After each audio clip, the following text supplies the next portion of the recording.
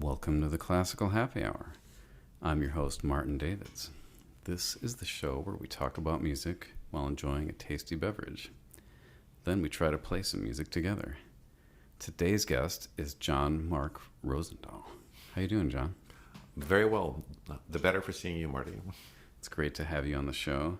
So the first thing I wanted to talk about is maybe you could tell me a little about how you started playing music. Did you start on the cello, or what instrument did you play?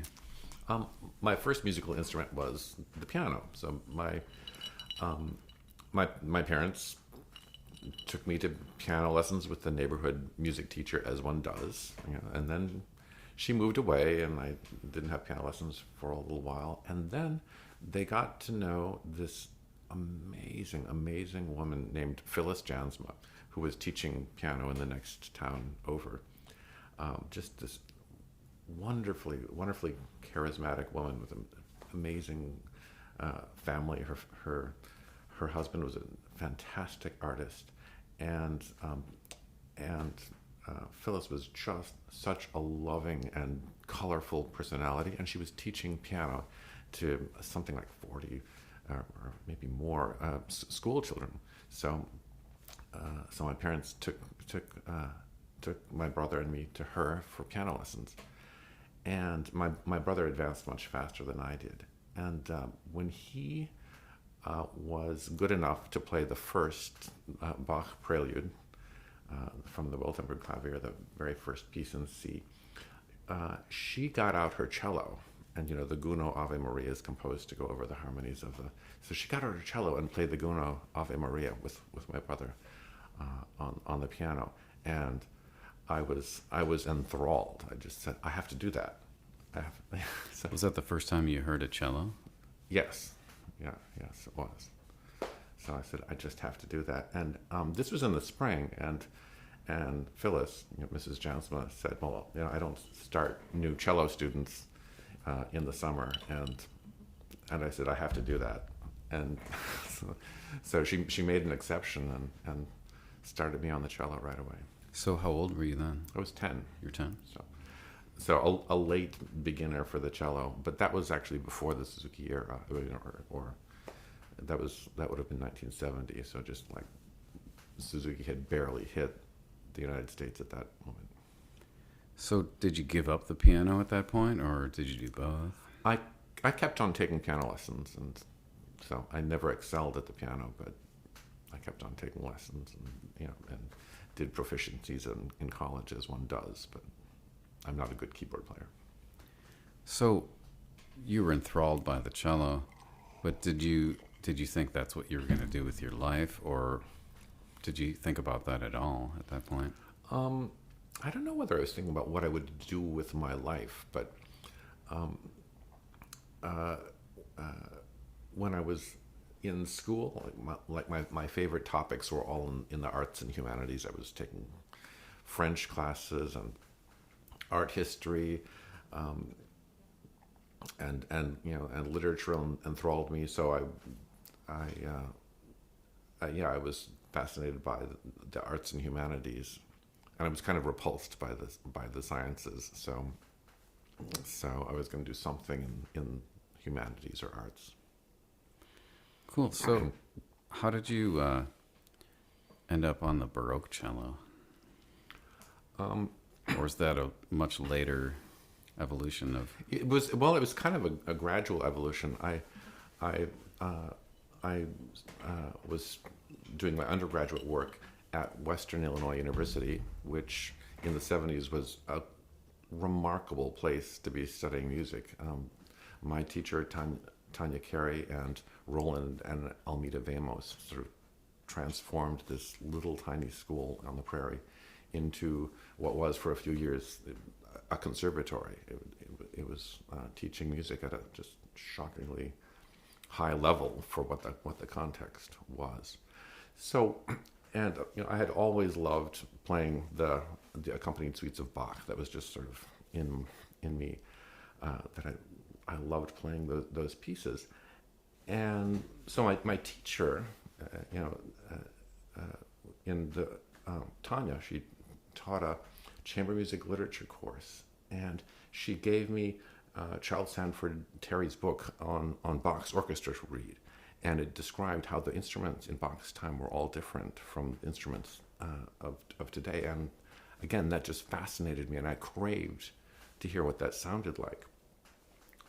So then she sent me to the library to listen to Harnoncourt's recording of the Brandenburg concertos, and that just blew me away. I just couldn't believe how wonderful that was. But I was living in Macomb, Illinois, and I just sort of never had any idea that would be possible for me to do that. It just registered with me as being a fantastic thing. But sort of as fate had it, I went to graduate school again to do modern cello at the Cleveland Institute of Music. And the first day I was there, the registrar had assigned me all of my classes. And one of the classes that he had put me in was music bibliography with Dr. Seuss. The man's name was Dr. Seuss. And we sat around a table in a musty library room for 2 hours, talking about indexes and catalogs and dictionaries. And I just bruised my forehead on the table multiple times. And I walked out of that class directly back to the registrar and said, I can't do that. Give me anything else to do. And he said, well, I think I could get you into Ross Duffen's performance practice class. So, and that was life-changing. I mean, Ross had a fantastic class on how historically informed performance is done, what the sources are, how you think about this stuff, and I loved that process, and that whole idea of studying how music was made in the past and finding out what we can learn from that. And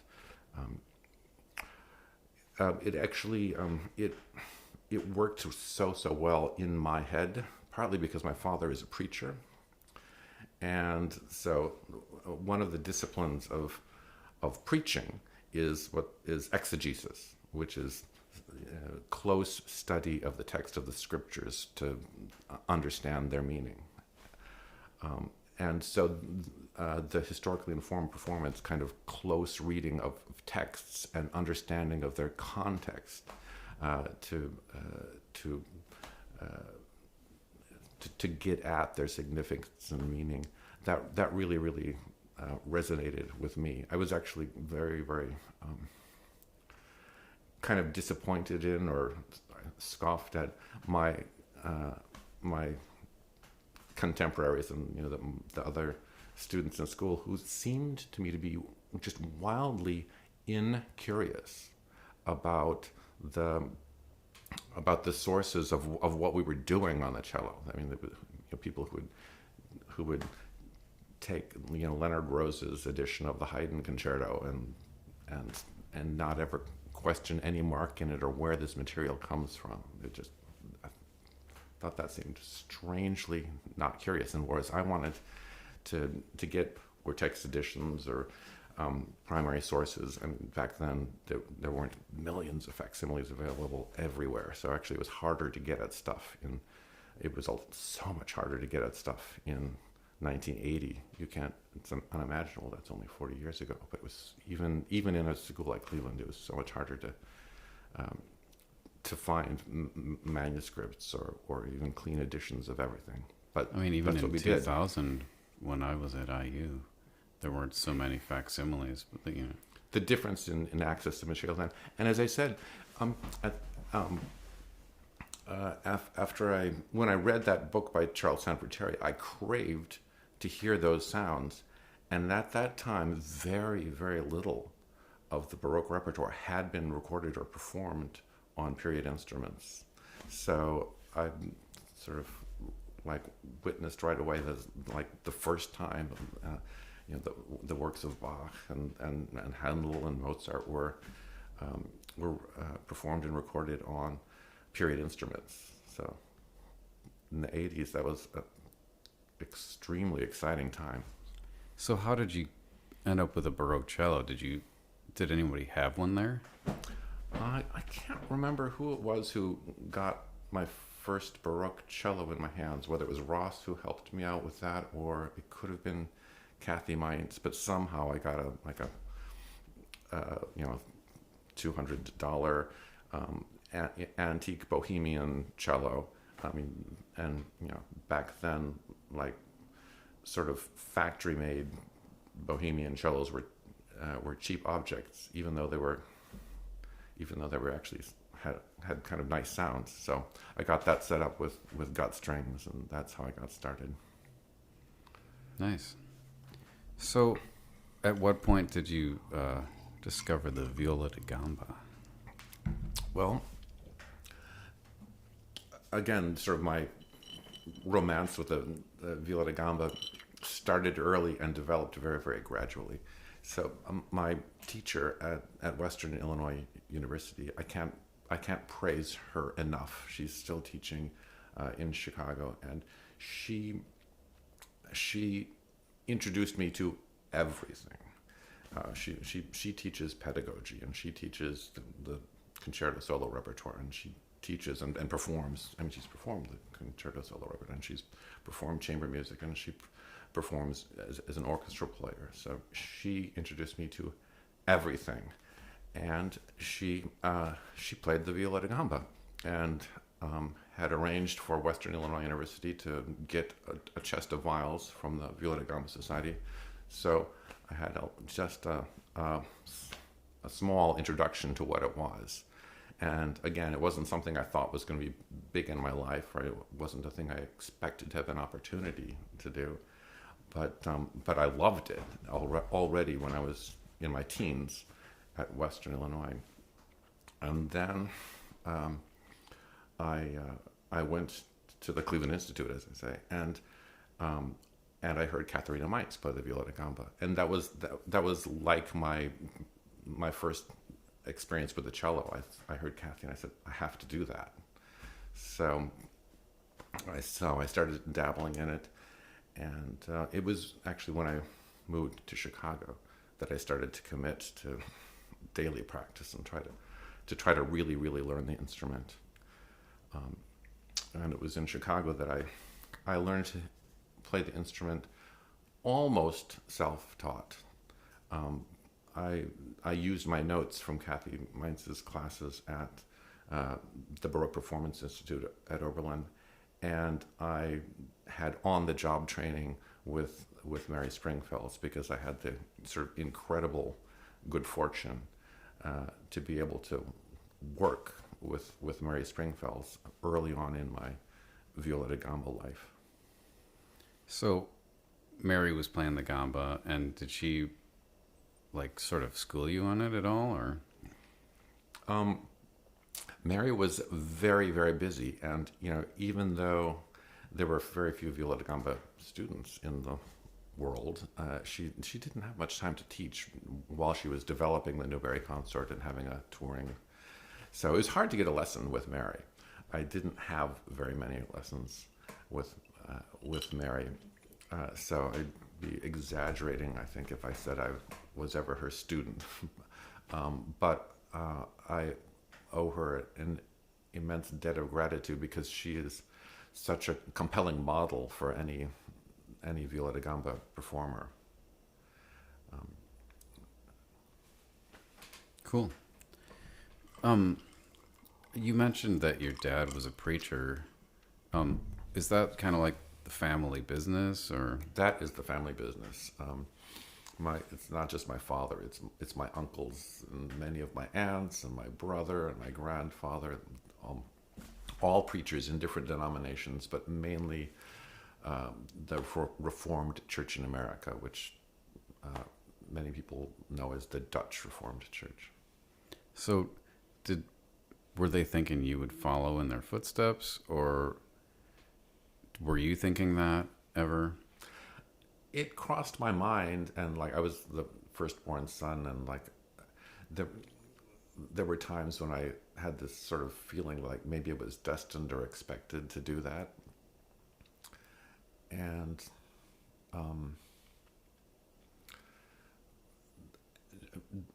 the mission of community and the mission of helping people to heal their souls it's compelling. But I ultimately was persuaded that, in my way of thinking, the church as it is not a great vehicle for doing those things. But that's my personal stance at the moment. So you weren't called to become a preacher, but were you called to become a musician? I just loved it so much. It was what I wanted to do.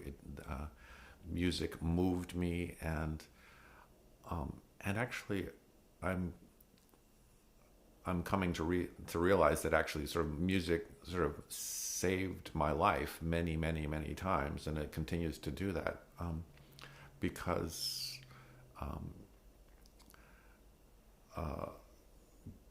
music has powers to calm the mind, and it and one of the purposes of music is emotional regulation. It's emotional regulation, and John Cage's teacher of music, the Indian teacher who John Cage consulted, told John Cage that the purpose of music is to quiet the mind and make it susceptible to divine influences. And I've found that calming my mind and emotional regulation is something that I need so badly every day. I can't really survive without making music every day. Well, I think there are a lot of kinds of music, and I would say, if you and I sat here with two drums and just slowly beat the drums, that I'm sure it would have some effect, calming us or doing something. Mm-hmm. But that's quite a bit different than, playing a sonata together. Mm-hmm. So do you buy into that definition? I mean, isn't that a bit narrow of the purpose of music? Absolutely.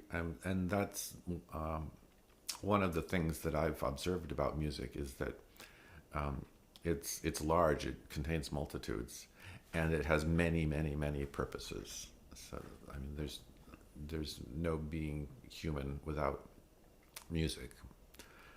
So, yeah, any definition of what its purpose is or what it is, will be incomplete. I mean, it's certainly primal, and I think it can bypass sort of the rational part of our brain, I don't know if you've ever played funerals, but I've played at some funerals, and you can have the experience where when you start to play, you can almost feel everyone in the room having their, I don't know, maybe suppressed feelings. They're just not able to suppress them anymore. Mm-hmm. Once they hear that sound. Like you just pull it right, Right. Almost like, I was at a funeral once, and it was like I could hear every mind say, "Oh shit," mm-hmm. and just the tears. Mm-hmm. So, there's a power that is hard to understand, but right. I mean,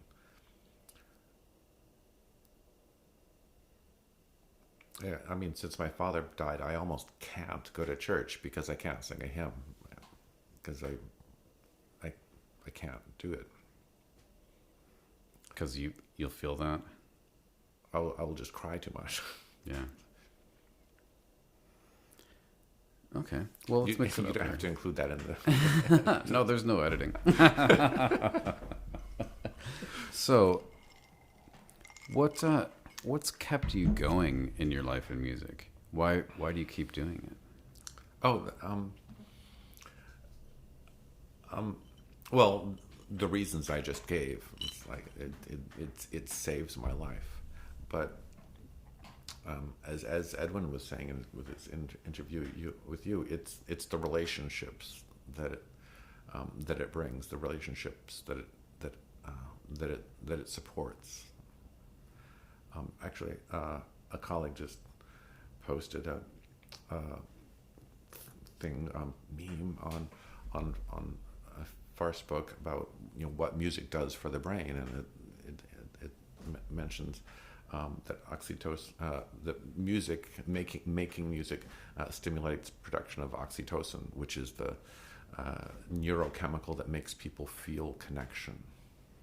Yeah. Andy Appel said it in a concert for school children. He said it so simply and so beautifully. He said it makes us like each other better. I mean, that's definitely true, especially, if you sing together in harmony or play together in harmony and it's well tuned, that seems to make a difference as well. But of course, not every musical experience is pleasant or bonding. Yeah, I mean, the field of music. It's also a playground for our neuroses, and I've made myself suffer in the context of music making by wishing for things to be other than as they are. Wishing that the conductor had a different interpretation, or that some other colleague would do something differently from what they're doing, and then sort of cursing my own life for having me in this situation where I have to play for this conductor I don't like. I mean, and I know that I'm not alone with that. I mean, there the jokes that say, how do you get a musician to complain? Give him a gig. It's like, and and it's notorious that orchestral musicians can be extremely unhappy, and I think that's even more true, like back in the day, in the 80s and 90s. The many of the orchestral musicians that I met, the people with jobs in the Chicago Symphony and the Lyric Opera, I met a lot of people who were jaded and angry and unhappy with their jobs. I have to say, I see a lot less of that now. The people who have jobs now appear to be much more grateful and to understand how fortunate they are in that. Do you think it's just because the scarcity of that kind of job? Absolutely. There's so few of those kinds of jobs around, and so much ability in our country and in our world. I mean, so much ability in classical music. Yeah, if you think of an instrument like the oboe, where there's only one or two in an orchestra, right? Mm-hmm. And how many jobs come up in a year versus how many hotshot players come out of even one conservatory playing the oboe, right? Exactly. What are they supposed to do? Well, did you consider an orchestral career? I took some auditions. The training that I had taken, through my master's degree, sort of like, it was training for that. I took the orchestra excerpts class in Cleveland, and of course, played in the orchestra. I played lots of small orchestra gigs early in my career. Played for ballet and opera and smaller city orchestras, but never. I never had a big orchestra job, and actually, I would never have been good at it or really survived in it because I was one of those malcontents in the section who was dissatisfied with the sort of lack of autonomy that you have when you're sitting in a section. Playing in a section is you're really using your craft to serve somebody else's vision, and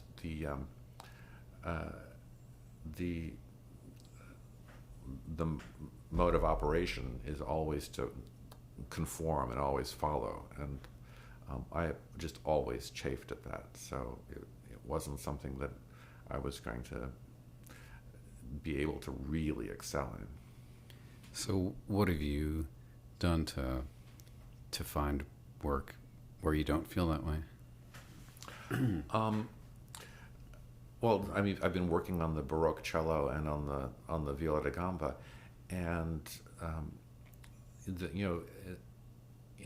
while I was working in Chicago, the orchestra work that I did do on the Baroque cello, I was always principal cello. I was always leading, and so that's a principal cello gig or place in an orchestra, in a Baroque orchestra, really is a position of leadership. I mean, in arias and concertos, bass lines have a lot of control, and then you also get to accompany singers and recitatives and continuo arias. So that there's a lot of scope in that job. And then Viola da Gamba, the Viola da Gamba is really not an orchestral instrument. It's a solo and chamber music instrument. So anything you do in a Viola da Gamba ensemble,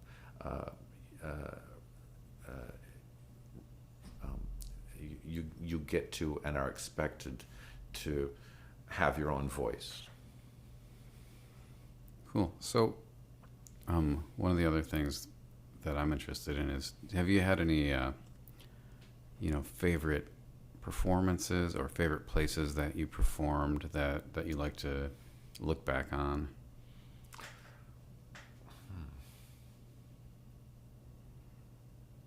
Or do you just live one day at a time? So, let's see. One really special project was only a few years ago.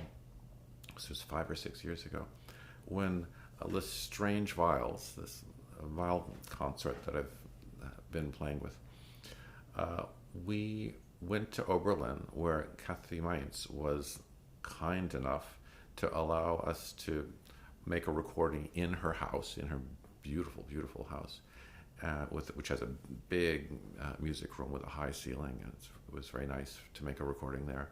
And she let us use her instruments, and she has this famous collection of antique viols, French, German, and English viols from the 16th, 17th, and 18th centuries. Just extraordinary instruments.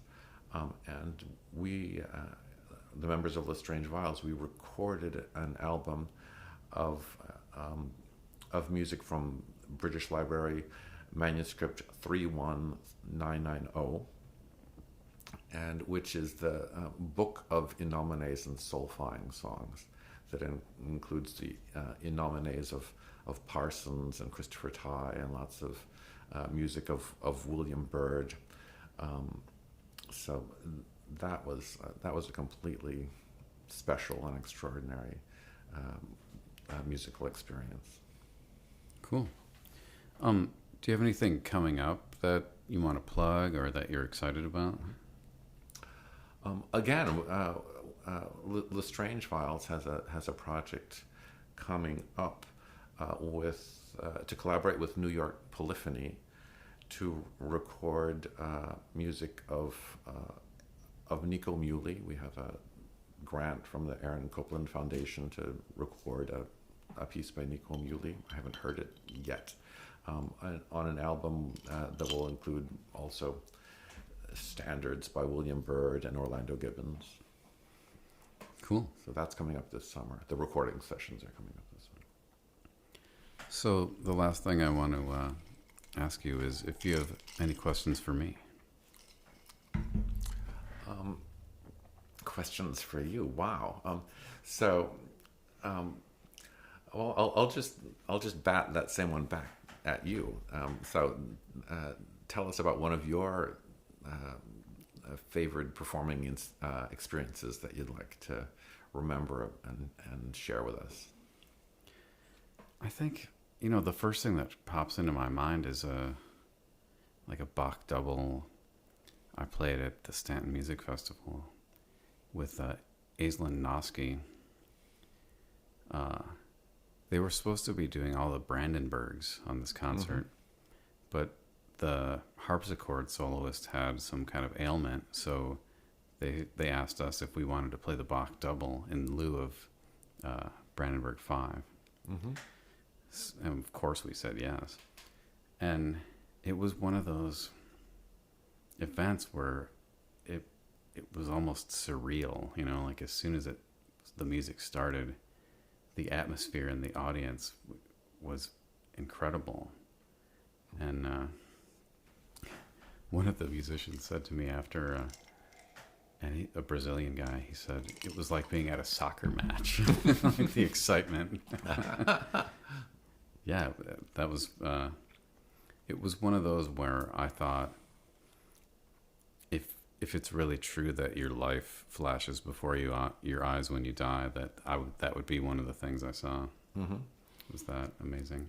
Well, you and Aislinn are the kind of performers who when you walk on stage, although I've heard you many, many times, I don't know what's going to happen, and that is pretty exciting. I mean, they're wonderful, wonderful performers who, when they walk on stage, I do know what's going to happen. But no, you're not one of those. Okay, well, it's been great talking to you, and now I think we're going to play something. And you'd said you wanted to play some a minuet by Michael Christian Festing. Is that what we're doing? Yeah. You and I recorded these here at Flintwoods with Karen Flint, 5 or 6 years ago, at least. That's Festing's done us with Brandywine Baroque, if you guys want to look for that on Spotify or iTunes. Great composer, and we're going to play at least one of his minuets. We're going to take a break and be right back. Super.